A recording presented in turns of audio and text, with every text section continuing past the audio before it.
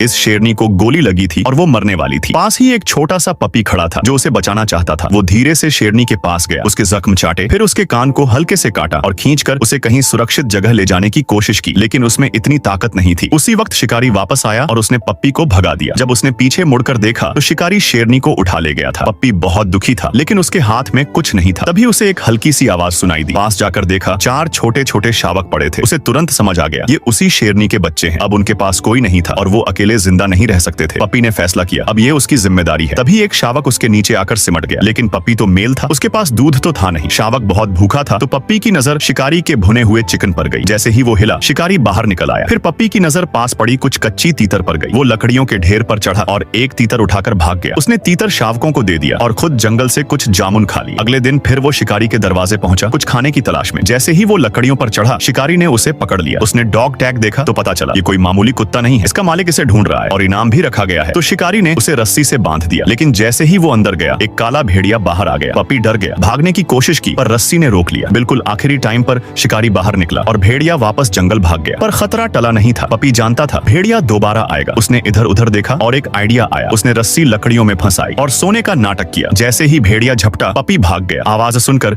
शिकारी बाहर आ गया। भेड़िया फिर से भाग गया। अब शिकारी ने पप्पी की रस्सी खोल दी। जैसे ही शिकारी थोड़ा रिलैक्स हुआ, पप्पी ने फिर से तीतर उठाया और भाग गया। लेकिन इस बार शिकारी गुस्सा नहीं हुआ, बल्कि उसे पप्पी पर हंसी आ गई। वापस जाते हुए पप्पी को एक और शेरनी दिखी। वो उसके पास जाकर भौंकने लगा, पर मरना उसका मकसद नहीं था। उसे बस इन शावकों की माँ चाहिए थी। पर शेरनी कुछ समझी नहीं, उसे पप्पी की लैंग्वेज ही नहीं आती थी। पप्पी वापस भागा और एक शावक लाया, लेकिन तभी ऊपर से हेलीकॉप्टर उड़ता हुआ आया, जिसकी तेज आवाज से शेरनी डरकर भाग गई। पर पप्पी खुश हो गया क्योंकि हेलीकॉप्टर में उसका मालिक था। वो सच में घर जाना चाहता था, लेकिन जब उसने शावकों को देखा तो उसने घर वापस जाने का प्लान छोड़ दिया और फिर एक बार शावकों को लेकर माँ की तलाश में निकल पड़ा। पर वो काला भेड़िया अब भी पीछे पड़ा था। अब पप्पी ने शावकों को बचाने के लिए सीधा भेड़िए पर हमला कर दिया। भेड़िया गुस्से से पागल हो गया, लेकिन पप्पी ने उसे काफी देर तक उलझाए रखा ताकि शावक भाग सके। शावक एक चट्टान के अंदर छुप गए। अब भेड़िया पप्पी के पीछे भागा और पप्पी सीधा एक खाई की तरफ भागा और झाड़ियों में कूद गया। भेड़िया भी जोर से कूदा और पीछे गिर गया। बचकर पप्पी शावकों को एक पहाड़ी पर ले गया। उसे यकीन था उनकी माँ यहीं से गुजरेगी। इतनी मेहनत के बाद पप्पी थक कर गिर गया और तभी शेरनी सच में वहाँ पहुंची। उसने शावकों को देखा और समझ गई कि पप्पी क्या कर रहा था। शेरनी धीरे से शावकों के पास आई और प्यार से उन्हें चाटने लगी। उसने इशारे में दिखाया कि अब वो उन्हें अपना चुकी है। पप्पी अब चैन से बैठ गया। कुछ दिन बाद उसका मालिक दोबारा वापस आया और इस बार पप्पी सुकून से अपने घर लौट गया। बेंजी सिर्फ एक डॉग नहीं था, वो एक हीरो था।